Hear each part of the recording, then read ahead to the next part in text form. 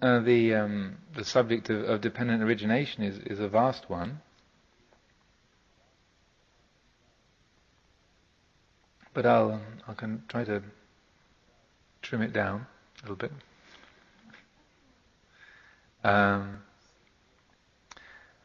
What it's pointing to is that when there is ignorance, when we are not awake, then there is an identification, unconscious identification with the body, with the mental world occurs, and so that the habits that are there of pursuing the pleasurable, running away from the painful, opinionating about everything else, and unconsciously creating an identity, these habits will persist. So that when there is ignorance, when the mind is clouded, when we slip from a state of awareness, then when a feeling arises, because there's the body that has its senses, eye, ear, nose, tongue, body and mind, then we feel. The body is designed to feel. The senses pick up sight and sound, smell, taste and touch, thought. So we meet with pleasant feeling and painful feeling. Now if then out of ignorance, when a pleasant feeling arises, what happens is we want to keep it, we want to hold it, we want to own it, possess it, we grasp it. So then a feeling, say a pleasant feeling, causes us to desire more of that same feeling. Or if it's a painful feeling, then it conditions us to desire to get rid of it, to get away from it, to escape it. So feeling arises from the body and mind, and then feeling conditions tanha, craving, literally thirst, craving. Sometimes translated as desire, but probably craving is better, because there can be desire for wholesome things as well. But in this cycle, the kind of what tanha is referring to is intrinsically kind of agitated and slightly deranged. So probably craving is a better word. So once that arises, then as that takes off, then it then grows into grasping. We want something, we pursue it, we take hold of it, we grasp it. Grasping is upadana is the Pali word. Upadana. Upadana also means fuel, like the fuel for a fire. When there's grasping, once we've clutched hold of what it is that we've been pursuing, then that turns into what's called becoming. And becoming this is the moment of thrill. This is where there's something painful and you want to get rid of it, and then the moment when it's gone, like when you've got an ache in your leg, and then you're sitting in the sitting meditation, and you just shift and then you're kind of wrestling about what to do with it, and then finally you decide, oh damn it, I'm going to move. And then when you shift, and that blissful feeling of the pain disappearing, that's bhava, becoming. The moment, the delicious moment is bhava, where we become that absence of pain. So just say, to follow that up, so there's a painful because of the body, there's a painful sensation in your leg. Then desire arises, I want to get rid of it. The grasping is, okay, I'm fed up, I'm gonna shift. And then bhava is when we shift, it's bliss.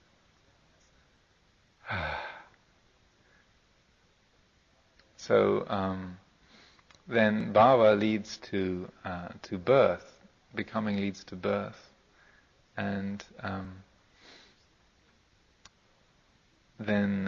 birth leads to aging, death, sorrow, lamentation, pain, grief and despair, along with a lot of other things, but within this cycle that's described how it is. What that means is that once we have followed that impulse and we've had that delicious moment, then it's like beyond that there's no turning back. Okay, now you've shifted. Okay, so now you're in a new posture, and then what happens is that in your new posture you're born into a new posture, right? So then that new posture ages and then you thought you were going to have, when you're negotiating with the pain, you say, well, I'll just shift, I'll never want anything else ever again, I promise, Lord. And then we shift, and then like 3 minutes later, there's a slight twinge in your knee again. No! Nope, no, not again, please. Because we've dealt with that feeling of dukkha, of pain, by escaping from it. So that then, and the degree to which we've invested in the pleasure of its absence is the exact degree to which we fear that it's going to come back again. And then as it comes back, then we experience sokha parideva dukkha domanassa upayasa, sorrow, lamentation, pain, grief and despair. Ego death, in other words. This is the kind of the dukkha. This is what the Buddha said. This is the arising of dukkha. This is how dukkha comes into being, simply because of this. Now this we can see. I mean, I'm just using this one example, but you can see this happening at every level of your life, and in many, many different ways.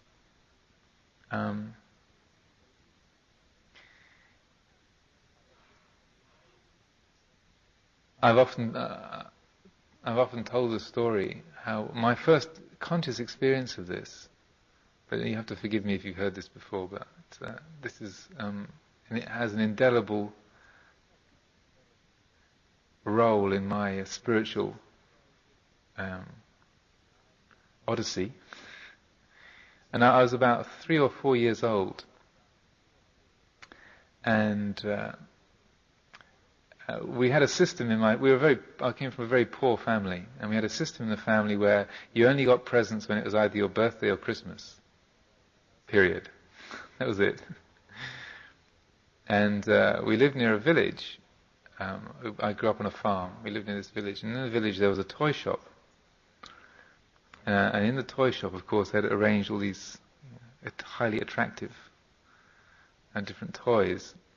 And at the age of 3 or 4, I fell madly in love with this small mauve bubble car. Do you ever have bubble cars in this country? Like a little 3-wheeler car with a door on the front. They were made by BMWs, used to make them back in the 50s. So this was a little matchbox toy of a small mauve bubble car. And I just fell completely for this exquisite thing. The fact that it had this sort of bubble element in it the irony of that didn't really catch me until years later. That I was falling in love with a bubble, but anyway, so I fell madly for this thing, and I begged my mother to buy it for me, and every time we go into the village, I'd kind of run to the toy shop and press my nose against the glass and stare at this wonderful thing, and no matter how much I begged and pleaded, my mother wouldn't buy it. And then, as it was coming up either to my birthday or Christmas, one time I went into the village and it wasn't there in the window. And so of course I was heartbroken. All this time I was begging my mother, saying, "Please, please, please, give me the little mauve bubble car. I promise you, I'll never want anything ever again." And she knew, she was wiser than I was. So she said, "You'll never want anything ever again?" "Yes, I promise you, ever. Just this one thing, and I'll never ask you. I never want anything ever again." And I realized I meant it. I couldn't conceive, once I got that I could ever feel incomplete ever again. There was nothing could possibly be missing from my life once I had this totally desirable thing. And I can still remember these conversations, and it was like, I promised. I said, yes, I promised. And my mother just kind of laughed at me. Anyway, sure enough, as my birthday came round, then there was this small box, and I unwrapped it, and there it was. Mine at last. And as my mother then took great delight in pointing out to me for years and years afterwards that I played with this thing for about a day, and then it was on the shelf, and or maybe a couple of days, but then it was on the shelf and became ordinary. And then as soon as I put in a bid for something else, she said, "Now you told me, you said you were never going to want anything ever again." I said, "Oh yeah, but." And this was such an impactful lesson that my mother still has the bubble car. It's nearly 40 years have gone by. But in all the times that we moved house and everything, she hung onto the little mauve bubble car for posterity's sake. So that was my first experience of Paticca-Samuppada. That we want something, the heart fixates on it, and we desire it, and at that moment of desire, the universe narrows. It collapses to this one point, like to the object of desire, and then all good in the universe is then concentrated on that one thing that we want or want to get rid of, whatever it might be. There's three kinds of desire. Are Kama tanha, the desire for sense pleasure; bhava tanha, the desire to become; and vibhava tanha, the desire to annihilate or get rid of. So whatever it might be, then that initially there's just a feeling, pleasure or pain or neutral feeling, and then the mind snags on it, and then the world collapses, just that one object of desire. And we swear, like, if I could just have that, everything would be fine. If I could just own that, all good in the universe is now located in this one thing, this job, this relationship, this little mauve bubble car, this cookie, the next cigarette. And then there's a moment of gratification, there's the bhava hit, bliss. And then there's the aftermath. Then having followed that, then the bliss starts to wear off, and then we see what we've had to kind of shell out, what we've had to do, what we've had to pay to arrive there, and the fact the experience doesn't make us totally happy forever, and then we realize, what this has cost me, that another cigarette you smoked, another collision that you've had with someone. And it manifests in many, many ways, and you can see for yourself that what happens then is that we're left with this kind of desolate feeling, like the thing doesn't satisfy us. Or like if you get angry with someone and then you blow up, and then when you're yelling at them, you feel so good. There's a friend of ours in Thailand, a Thai woman who's a nun there.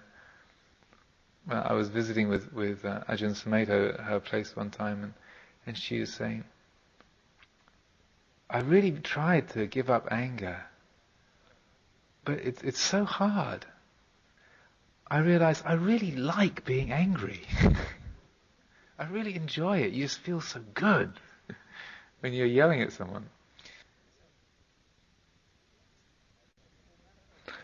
And it manifests in many, many ways, and you can see for yourself that what happens then is that we're left with this kind of desolate feeling, like the thing doesn't satisfy us. Or like if you get angry with someone and then you blow up, and then when you're yelling at them, you feel so good. There's a friend of ours in Thailand, a Thai woman who's a nun there. Well, I was visiting with Ajahn Sumedho, her place one time, and she was saying, I really tried to give up anger, but it's so hard. I realize I really like being angry. I really enjoy it. You just feel so good when you're yelling at someone. But then, you have you vent your spleen, and then afterwards, what happens? You feel, well, that was pretty stupid, or there was regret over what we said, or the damage that you cause in that other person. And this is not just because you're weak-willed, or you're just not strong enough to kind of carry out your convictions. Sometimes we look upon it as a kind of weakness, that we can't just do what we like and then not look back. But it's natural as a part of our innate human quality, is that when we've gone out and pursued a desire, followed that as we've absorbed into it, then as that wears off, then the repercussions, what we bought into, the addictions that we fed, then become apparent to us. And then we're left in this kind of incomplete state, kind of this what you can call ego death, the Sokha Parideva Dukkha Domanassa Upayasa effect. There's this. So then, what do we do? And this is what we mean by rebirth. We've been born into this thing. This experience is not satisfied us. The new job hasn't done it. The new relationship hasn't done it. The new car or the venting our spleen hasn't done it. So then what happens? If we stay ignorant, then what happens is that we might say to ourselves, well, I'm never going to do that again. Okay, from now on, no more.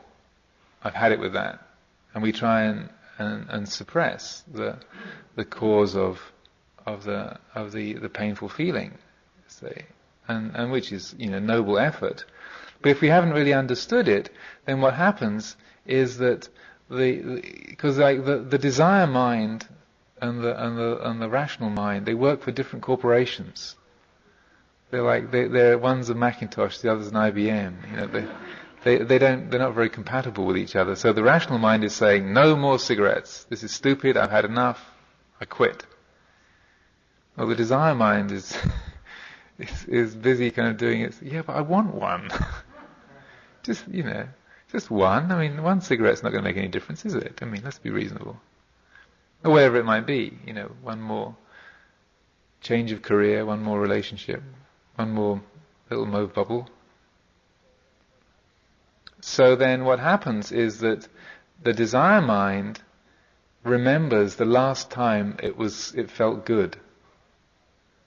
And the last time that it felt good was back at the bhava, at the becoming stage. That was when you last felt good. So what happens is that the rational mind can sort of steer the ship, can steer things for while it's in control, while it's got enough strength. As soon as the control slips, then boom, the desire mind will take us straight back. When that feeling is there, that uncomfortable feeling, then the desire mind will take over and just take us straight back into repeating the habit.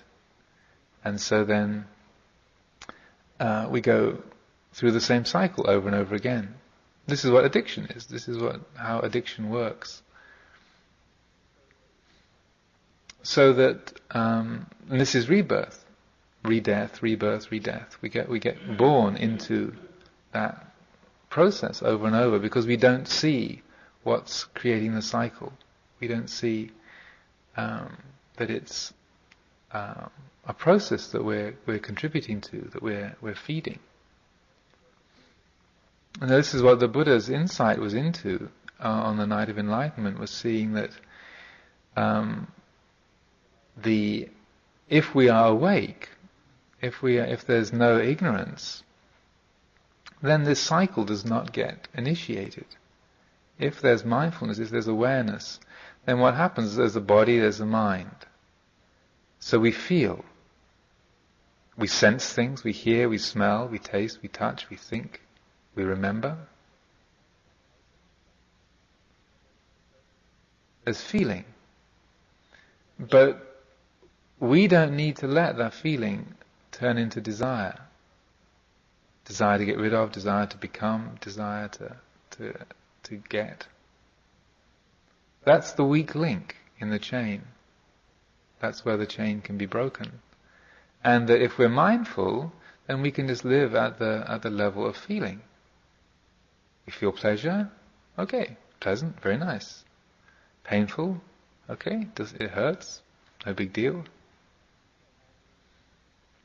And if we can sustain our awareness and live at the level of feeling, then the rest of the cycle is not initiated. The universe does not contract to that one particular thing that we've got to get a hold of, we've got to become, we've got to get away from. We find ourselves living in a whole universe rather than a fragmented one. So this is where the practice aims itself, and how we transcend birth and death. This is what it's talking about, and this is not like, just talking about transcending birth and death already sounds like some kind of big cosmological event. But, just rewind back to this morning and see how many times, that this kind of cycle has happened in our minds just during the course of today. How many times we've seen ourselves pursuing, reliving a painful memory, fantasizing about the future, desiring an object, and then seeing, letting go of it and realizing, oh, I didn't need that.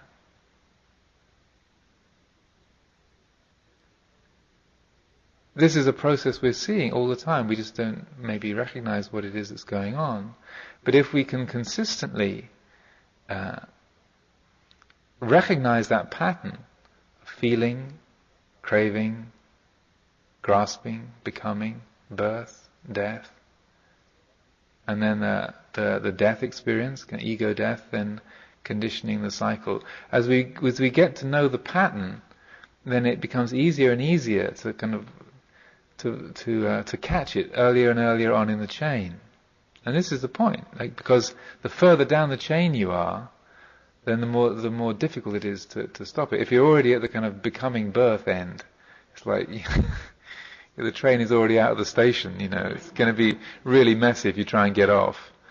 But if it's at the level of feeling, it's like the train hasn't started moving yet. You can get off onto the platform and it's no problem. So we begin to see where, usually as we begin to practice, we see desire arising, like the desire to get away from a pain in the legs, the desire to have the next meal, a desire to get to your favorite walking meditation path. You name it, kind of insert your favorite passion here. Clinging to our own opinions, our own rights and wrongs, our own preferences.